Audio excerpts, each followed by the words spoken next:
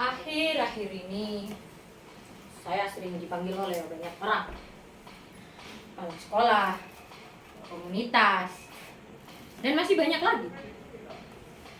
Apalagi kalau bukan pekerjaan meredakan kerasukan massal. Melelahkan. Sebenarnya, sebagaimana yang saya percayai, semua yang meminta bantuan kepada saya tidak pernah saya tolak, selalu saya terima. Masalah biaya itu bukan urusan saya. Tapi akhir-akhir ini saya agak heran, kerasukan massal kok jadi tren. Dulu orang kerasukan massal itu karena ada tabrakan antara ulah manusia dengan hal-hal supranatural. Ya, bisa dikatakan dunia makhluk halus lah. Tapi di beberapa undangan yang saya dapat, tidak ada unsur-unsur seperti itu. Ini sungguh mengherankan buat saya. Kesurupan tanpa ada unsur supranatural. Saya juga belum tahu apa penyebab dari hal tersebut. Sungguh memusingkan.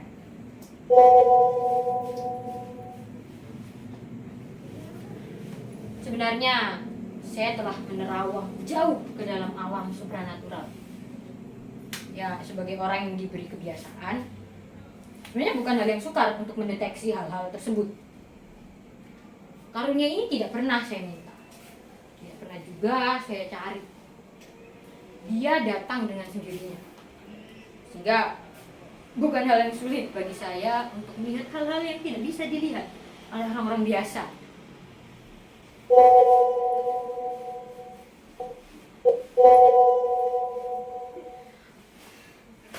Kalau ditanya bagaimana caranya, saya juga tidak tahu. Tiba-tiba saja ada. Dulu ada sekelompok siswa yang kerasukan karena dia melakukan hal yang tidak sopan untuk ukuran dunia lain. Kencing sembarangan misalnya.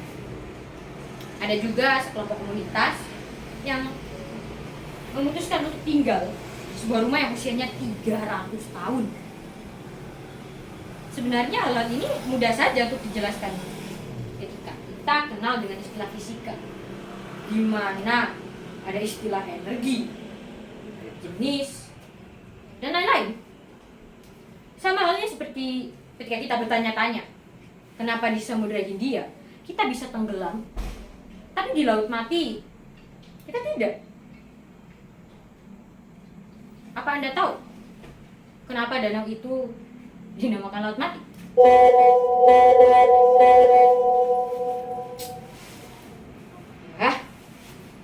Inilah resiko hidup di dunia modern. Si malakama mengakses mati, tak mengakses tewas. Sialan.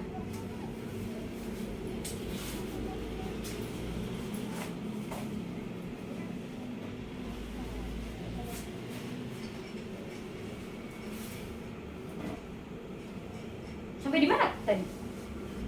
Oh iya, Anda tahu kenapa danau itu dinamakan laut mati?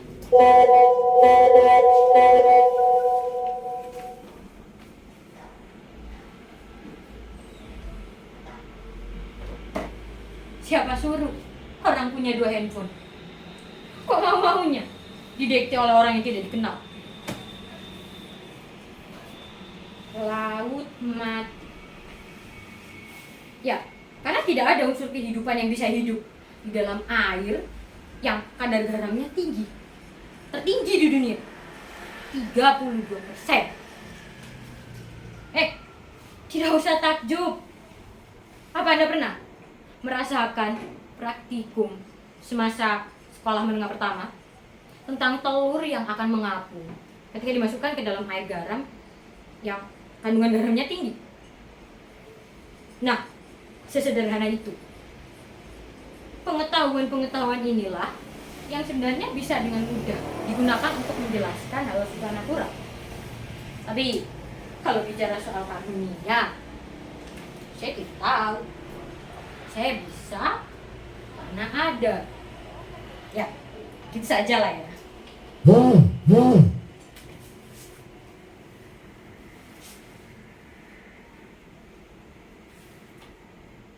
Halo? Bukan. Bukan. Bukan.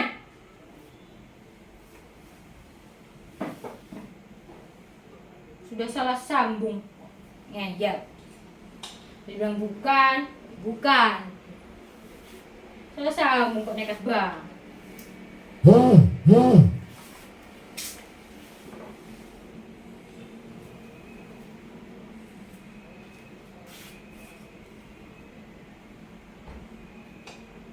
Bajingan. Ini orang bagaimana sih? Tolol banget. Sudah jelas-jelas bumi itu bulat. Ratusan tahun yang lalu dari Galileo dipenggal, dieksekusi di gereja, hingga teori ini dibuktikan.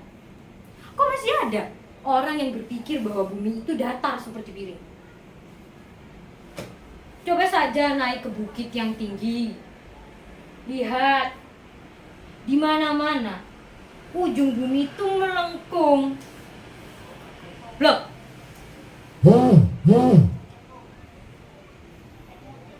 Ini lagi. Halah. Begini loh saudara-saudara. Sekarang ini kita mesti taktis dalam menggunakan alat komunikasi termudah yang kita punya, HP. Sudah sepantasnya kita berpikir kritis dalam menerima segala hal yang disajikan oleh media sosial tersebut. Dan boleh saja kita bercuriga kepada pembuat media sosial ini.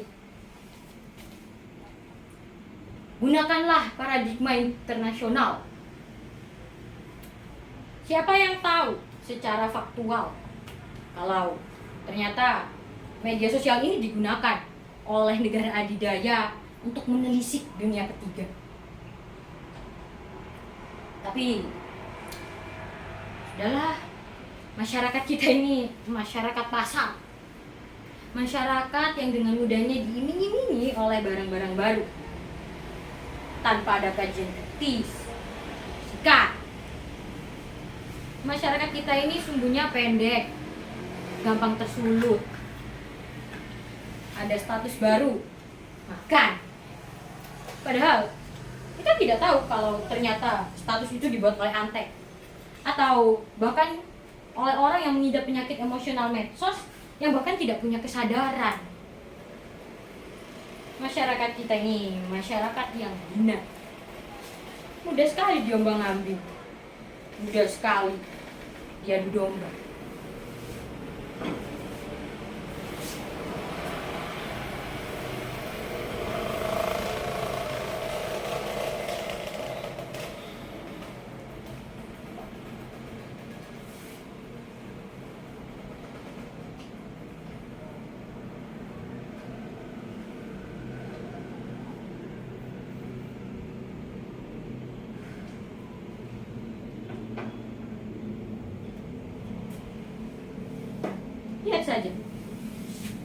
saja saya mengalami kebakaran.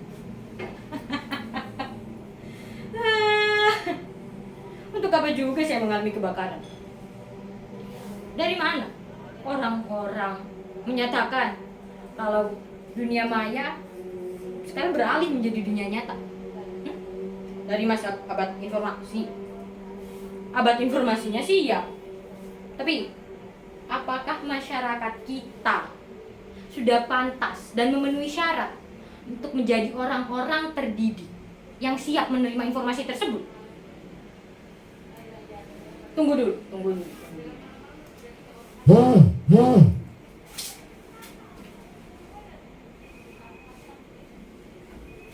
Halo? Oh, ya, saya. Ya. Berapa orang? 200? Oh, baik. Saya akan segera ke sana. Baru saja terjadi kerasukan massal di sebuah komunitas bernama WhatsApp Group. Indikasinya adalah karena salah satu orang di dalam grup tersebut menyebarkan sebuah berita politik dan akhirnya muncul perdebatan. Bahkan katanya perdebatan itu sudah masuk ke dalam perdebatan fisik. Kalau kemarahan massal ini terjadi, tidak lama juga kerusuhan massal ini juga terjadi. Begini loh, saudara-saudara.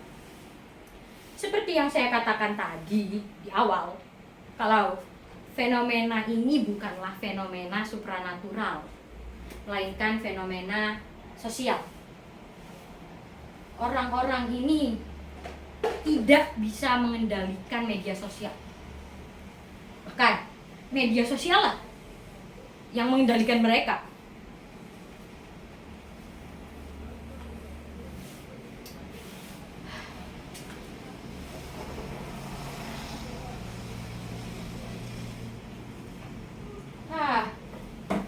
Sudahlah, saya juga tidak mengerti bagaimana bisa orang-orang sok rasionalitas ini dimangsa oleh setan-setan media sosial. Memang ini terasa tidak nyata, tapi lihatlah, ini sungguh nyata. Dan sudah saya katakan seperti yang saya bilang tadi, fenomena ini bukanlah fenomena supranatural. Ini adalah fenomena sosial. Baiklah, mari kita lihat apa yang akan terjadi di sana.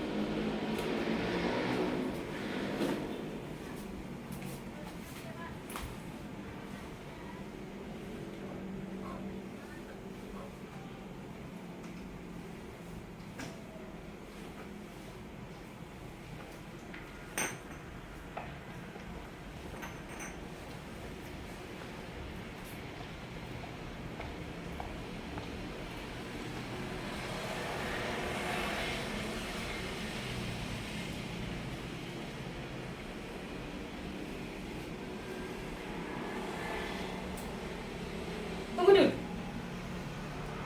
Kenapa juga saya membawa dupa? Ini kan fenomena sosial, bukan fenomena supranatural.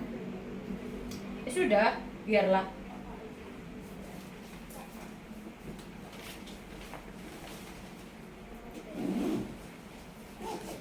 Mari kita lihat apa yang akan terjadi di sana. Sebelum itu, saya juga pada akhirnya menemukan kalau ternyata yang dibutuhkan di sini tuh bukanlah dukun, bukanlah ahli meredakan kerasukan massal, tapi neurolog. Tapi sudahlah, kita lihat saja apa yang bisa kita lakukan nantinya. Lagi pula, orang sembuh itu bukan hanya karena ada penyembuh, tapi juga karena ada niat dari pasien itu untuk sembuh.